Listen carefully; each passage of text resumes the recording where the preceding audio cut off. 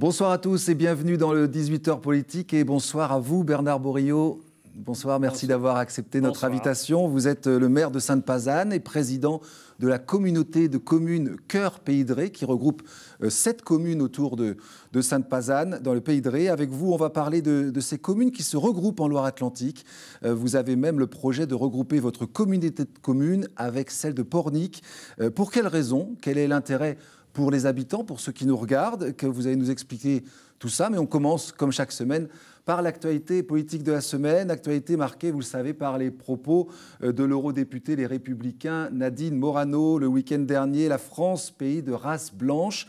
Des propos polémiques qui ont provoqué de multiples réactions dans la classe politique.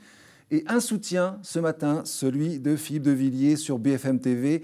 L'ancien élu souverainiste de Vendée dit qu'un Kosovo islamique est en train de se mettre en place en France avec l'accueil des migrants. Jean-Marc Ayrault, lui, estime qu'il a fallu du temps pour que Nicolas Sarkozy réagisse en demandant que son parti retire l'investiture de Nadine Morano pour les régionales en Meurthe-et-Moselle. Les élus et militants du département, en tout cas, s'en sont bien amusés toute la semaine sur les réseaux sociaux. L'écologiste nantaise Cécile Beer, par exemple, qui se vante d'avoir été bloquée sur le compte Twitter de Nadine Morano. Elle est rancunière en plus, dit-elle. Et vous, Bernard Borillo, quel regard vous portez sur cette polémique de la semaine? Je trouve que ça ne grandit pas la politique, cette polémique. Madame Morano n'est pas à son coup d'essai. Je suis d'ailleurs surpris qu'elle ait encore une responsabilité importante dans un grand parti politique français, avec les propos qu'elle tient, qui sont des propos qui radicalisent le positionnement, qui divisent les Français, alors qu'on est à l'heure où il faut rassembler les gens. On a eu un grand mouvement en début d'année 2015, malheureusement, suite à des drames, le 11 janvier 2015, où la France s'est rassemblée, a voulu montrer l'importance du vivre ensemble, de l'acceptation de l'autre, de l'ouverture aux autres. Et Mme Morano, aujourd'hui, montre l'exemple contraire. Je pense que ça ne grandit pas la politique et j'en suis très désolé. Pour bien comprendre vos propos, vous êtes un élu sans étiquette, mais vous êtes plutôt droite ou gauche? Forcément, vous me posez la question. J'ai des sensibilités, je n'ai pas d'étiquette. Quand je me suis présenté aux élections municipales, pour être transparent par rapport aux électeurs, j'ai des sensibilités de centre-gauche que je ne cache pas, voilà, mais sans étiquette politique. C'est important pour pouvoir décrypter aussi votre discours. Pendant ce temps-là, le FN fait le spectacle à Saint-Nazaire. Mediaweb nous raconte que vendredi dernier, au conseil municipal, les 3 élus frontistes se sont bâillonnés avec des foulards bleu, blanc, rouge, comme vous voyez sur ces images, pour dénoncer ce qu'ils qualifient de dictature socialiste avant de quitter la salle pour protester en fait contre une amende de 400 € adressée au Front National. 400 € pour frais de nettoyage. Leurs militants avaient collé 45 affiches dans les rues de la ville contre la venue de Joe Star au Festival des Escales. C'est, vous le voyez, l'adjoint nazérien Christophe Cotta qui a posté la preuve en photo sur Twitter en qualifiant au passage les membres du FN de pleutres. Le FN qui vient par ailleurs de désigner sa tête de liste pour les régionales en Loire-Atlantique, mais aussi son secrétaire départemental, Samuel Potier, est un chef d'entreprise de la Chapelle-Lin. Il avait recueilli plus de 20% des voix aux dernières élections départementales dans le canton de Valette. Les élections régionales qui approchent, c'est dans 2 mois maintenant, et la gauche se présentera en ordre dispersé. Ça s'est encore confirmé ce week-end avec 2 nouvelles listes pour le premier tour. L'ancien élu écologiste Gilles Denigaud l'annonce sur Facebook avec Anne-Claire Kivigé. Il sera tête de liste de Choisir nos régions et réunifier la Bretagne. Leur campagne sera axée sur le démantèlement de la région Pays de la Loire et le redécoupage des régions. Et puis le PC devrait aussi partir sans le PS au premier tour. Les délégués régionaux ont adopté cette stratégie vendredi dernier. Sauf surprise de dernière minute, les militants devraient entériner cette décision par référendum d'ici lundi. Bernard Borillo, êtes-vous surpris de voir cette gauche qui part en ordre dispersé pour les régionales? C'est logique à vos yeux ou pas? Je ne sais pas si je suis surpris, mais je suis attristé de voir cette situation. Mais est-ce que c'est logique à vos yeux? Non. Moi, je pense que devant l'ampleur des défis à relever aujourd'hui, il faut se regrouper. De diviser comme cela, c'est pas clair le message par rapport aux électeurs. Et il va y avoir 2 conséquences graves au niveau de ces élections. On est à 2 mois des élections. 2 conséquences. D'une part, les gens qui vont aller voter ne vont pas voter sur un projet régional. J'ai beaucoup peur que ce soit plutôt sur une sanction de la politique nationale. Et donc, alors qu'en fait, il y a des politiques dans les régions qui ont été assez positives ces dernières années. Moi, je peux témoigner en tant qu'acteur local. On avait des contacts avec les régions qui ont permis de construire nos territoires. Et donc, ces conséquences, ça va être deux choses aussi. Ça va être soit le vote des extrêmes, soit l'abstention. Et le vote des extrêmes, quand je dis les extrêmes, c'est en particulier, je pense au Front National, qui ne résoudra rien dans les régions, ni même en France, par rapport au débat sociétal et d'ouverture que l'on doit avoir, par rapport aux enjeux économiques. Ce n'est pas en sortant de l'Europe ou en supprimant l'euro ou en sortant de l'euro qu'on résoudra les problèmes. Et puis surtout par rapport à la vision internationale des choses. Quelle vision on aura de la France demain? Donc, moi, ça m'inquiète beaucoup, cette division aujourd'hui. Je pense que le rassemblement, que ce soit à droite et à gauche, ça existe, la démocratie. Il faut que le débat existe. Mais la division à l'extrême, alors que ces gens ont dirigé ensemble la région pendant 12 ans, ont mené une bonne politique. C'est incompréhensible. Pour moi, pour moi, c'est incompréhensible. Et j'en appelle plutôt au rassemblement des gens par rapport à cela. Ça se fera au deuxième tour, mais reste à savoir si les électeurs comprendront, effectivement. Voilà, tout à fait. Et c'est dans ce contexte électoral qu'une petite révolution se met en place dans les communes qui souhaitent en fait se regrouper. C'est ce qu'on appelle les communes nouvelles. Pour bien comprendre, ces regroupements peuvent se faire sous quelles conditions? D'abord, il y a un délai. Ça doit se faire avant le 1er janvier prochain. Oui. Ensuite, on peut se regrouper à 2, 3, 4, 5, plusieurs rapidement, communes. Parce que c'est un peu complexe. C'est qu'il y a une loi en France qui existe depuis 2010 qui encourage le rassemblement des communes. Il y a eu assez peu de communes qui ont créé de communes nouvelles depuis 2010. Et en 2015, il y a eu un accélérateur qui a été donné en mars 2015 en encourageant les communes à se rassembler, en mettant, je dirais, une carotte de dotation ou une carotte fiscale. C'est-à-dire que les communes qui créent des communes nouvelles avant le 1er janvier 2016, donc d'ici la fin de l'année, ne verront pas leur dotation baisser comme toutes les autres communes de France qui verront leur dotation baisser. Maintenu pendant 3 ans, alors que dans les autres communes, on parle d'une baisse des dotations de 30%. Donc tout à fait. Pas rien. L'enjeu, vous le comprenez bien, il y a 36 000 communes en France, 40% des communes de l'Europe. C'est vrai qu'on a beaucoup de communes. La difficulté, ce n'est pas forcément les plus petites communes qui adhèrent à ce processus. Mais ce que je voulais dire aussi, c'est que ce n'est pas parce que les communes nouvelles ne se créent pas au 1er janvier 2016. Là, il y a la carotte des dotations. Mais elles pourront se créer dans 2, dans 3, dans 4, dans 5 ans. Mais l'intérêt sera moindre. Mais l'intérêt économique des dotations sera moindre.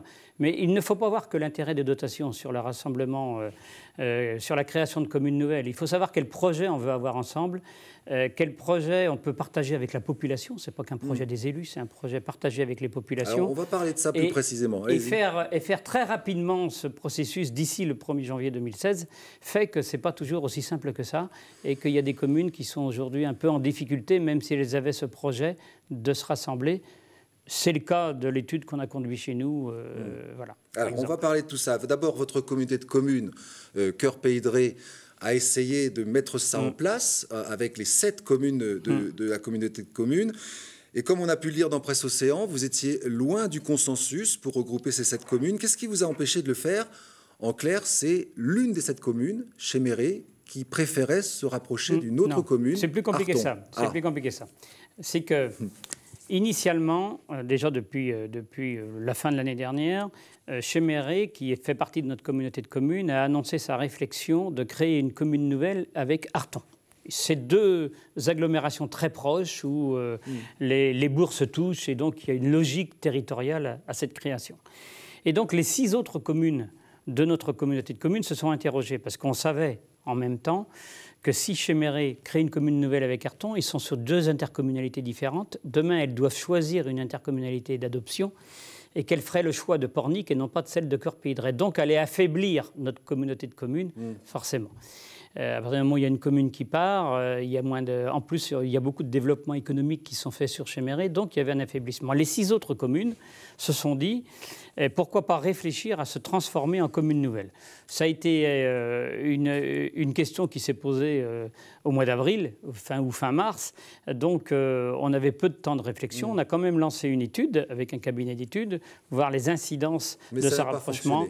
Et voilà, ça n'a pas fonctionné parce que, on est parti tard, 2, le projet était sans doute pas assez partagé, et puis 3, il faut avoir l'unanimité des communes, avoir l'unanimité sur 6 communes, c'était compliqué, et il y a quelques communes qui étaient plutôt réticentes à cette évolution.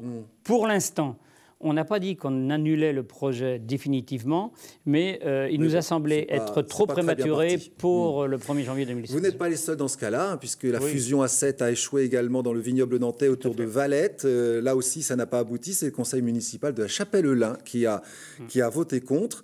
À l'inverse, dans le pays de Ré, on trouve l'exemple de Bourgneuf et de Fresnay en Ré, qui vont constituer une commune nouvelle. Elle s'appellera Villeneuve-en-Ré. Les élus ont voté la semaine dernière et ce rapprochement devrait permettre à Fresnay-en-Ré, en l'occurrence, de mener à bien un projet de réhabilitation sur la commune. On avait décidé avec le conseil municipal, dès qu'on a pris les rênes, dès qu'on est arrivé à la mandature il y a 1 an et demi, qu'on mettrait en place une commission pour réfléchir sur une éventuelle refonte de l'école et de la cantine. Fresnay seul, c'est difficilement supportable de refaire quelque chose. Fresnay-Bourgneuf, à 5000 habitants, économiquement, on peut y réfléchir sereinement. Alors Bernard Morillo, là c'est un exemple concret, l'école, la cantine de Fresnay-en-Ré. Il peut y en avoir plein d'autres, des projets qui peuvent être menés à bien. À plusieurs, on est plus fort. C'est ça le principe. Oui, à plusieurs, on est plus fort. Bon, il faut maîtriser le périmètre, mais donc nous, le fait de ne pas avoir été jusqu'au bout dans cette histoire de commune nouvelle, comme je vous le disais tout de suite. Qu'est-ce qu'on peut faire? Ma question, c'est qu'est-ce qu'on peut faire concrètement au niveau des pour que les habitants y trouvent leur compte? Eh bien, qu'est-ce qu'on peut faire? Est-ce qu'on peut mutualiser les services, par exemple? Par exemple. Donc, nous, au niveau de notre commune, à Sainte-Pazanne, on a déjà mis en place un certain nombre de choses pour anticiper cette baisse des dotations, parce qu'elle arrive aujourd'hui, mais elle nous était annoncée depuis quelque temps déjà. Il y a des non-renouvellements de départ en retraite, par exemple, qui se font pas. On a des diminutions de charges. L'éclairage public, on l'a beaucoup diminué, par exemple, pour diminuer les charges. On travaille sur les énergies renouvelables. On mutualise un certain nombre de choses. Là, on est en train de construire un terrain de foot synthétique. On l'a mutualisé avec d'autres communes sur des appels d'offres communs qui nous a permis de diminuer les coûts d'investissement. Et on en est, je pense, qu'au début de ce processus, en particulier ce processus de mutualisation, même si on ne fait pas de communes nouvelles, rien ne nous empêche, entre nos communes, de mutualiser un certain nombre de services sans passer par ce système de communes nouvelles. Vous n'avez pas arrêté votre réflexion, puisque aujourd'hui, puisque ce système-là ne fonctionne pas, vous vous êtes tourné vers l'autre communauté de communes de Pornic et vous vous êtes dit, on va regrouper les 2 communautés de communes, ça ferait au total une population de 50 000 habitants, avec un peu plus, 55 000, avec les mêmes avantages dans ce cas-là, c'est le maintien des dotations de l'État. Oui, donc la réflexion autour de l'élargissement du périmètre intercommunal, il n'est pas tout à fait récent, parce qu'il y avait déjà des premières réflexions en 2011 sur comment redessiner le paysage intercommunal. Depuis, il y a une loi NOTRe, la loi Nouvelle Organisation Territoriale, qui a été votée en août 2015, donc on est vraiment dans l'actualité, qui encourage le regroupement des communautés de communes, qui a mis un seuil minimum en France de 15 000 habitants, donc qui oblige toutes les communautés de communes de moins de 15 000 à se regrouper. Mais qu'est-ce qui va être l'intérêt? Parce que le temps passe vite. Qu'est-ce qui va être l'intérêt pour les habitants? Est-ce que vous allez avoir de nouvelles compétences? Vous allez pouvoir travailler davantage sur se regrouper, c'est pour pouvoir continuer, d'une part, d'avoir un poids politique, je dirais, au niveau du département, autour d'une communauté d'agglomération. Deuxièmement, d'avoir une communauté d'agglomération à des exigences nouvelles en termes de compétences sur les transports, sur l'habitat. Donc, c'est des services nouveaux apportés aux habitants. En contrepartie, il y a des aides renforcées de l'État sur les dotations pour assumer ces compétences. Et aujourd'hui, tous les territoires qui peuvent passer en communauté d'agglo, donc les conditions, vous les avez rappelées, c'est des territoires de plus de 50 000 habitants avec une ville-centre de 15 000, on remplit ces conditions-là avec la communauté de communes de Pornic. Les deux communautés de communes sont aujourd'hui politiquement d'accord pour évoluer. Ça ne va pas se faire dans 2 mois, mais d'ici 2 ans, 3 ans, 2017-2018, on s'est donné ça comme objectif. Mais qui a le plus à gagner ? Les petites communautés de communes, les petites communes ou les plus grosses ? Est-ce que parce qu'il y a plus de population dans une communauté de communes, est-ce que ça a plus de poids ? Il y a toujours une inquiétude. Évident, ça, non, mais c'est une vraie question que vous posez. Parce qu'il y a toujours une inquiétude, quand on est une plus petite communauté de communes, de perdre son pouvoir d'influence quelque part ou d'être diminué dans un ensemble plus large. En même temps, il y a des réalités économiques qui font que se rassembler aujourd'hui, c'est être plus fort. Et nous, ce qu'on pense, c'est que nos populations, y compris dans le territoire d'une communauté de communes avec une population plus faible comme la nôtre, en tireront un bénéfice de ce dynamisme économique de l'ensemble. Il faut reconnaître aussi qu'il y a un dynamisme économique lié à la côte, lié aux touristes, et qui tirera vers le haut l'action publique qu'on sera capable de conduire demain sur nos territoires. En clair, ces regroupements, ça peut permettre de faire aboutir des projets qui ne pourraient pas aboutir sans ça ? Je l'espère. Je l'espère. Alors, on ne va pas vous en faire la liste là, mais on est en train d'aujourd'hui de se réduire sur nos projets, vu la baisse des dotations. Peut-être que cette communauté d'agglomération permettra de développer de nouveaux projets d'équipement. Tout à l'heure, il était question d'école, mais ça peut être au niveau sportif, culturel, du transport, je vous parlais tout à l'heure, de l'habitat, parce qu'il y a quand même des demandes nouvelles de nos populations. Enfin, il y a tout un tas de choses au niveau touristique que l'on peut développer et que cette communauté d'agglomération, je l'espère, c'est le pari que l'on fait, permettra de développer sur nos territoires. Eh bien, on va suivre ça dans les prochaines années, si je comprends bien. En tout cas, dans les prochains mois, dans les 2 prochains mois pour les communes nouvelles, effectivement, dans le département, et ils sont nombreux à réfléchir à ce projet-là.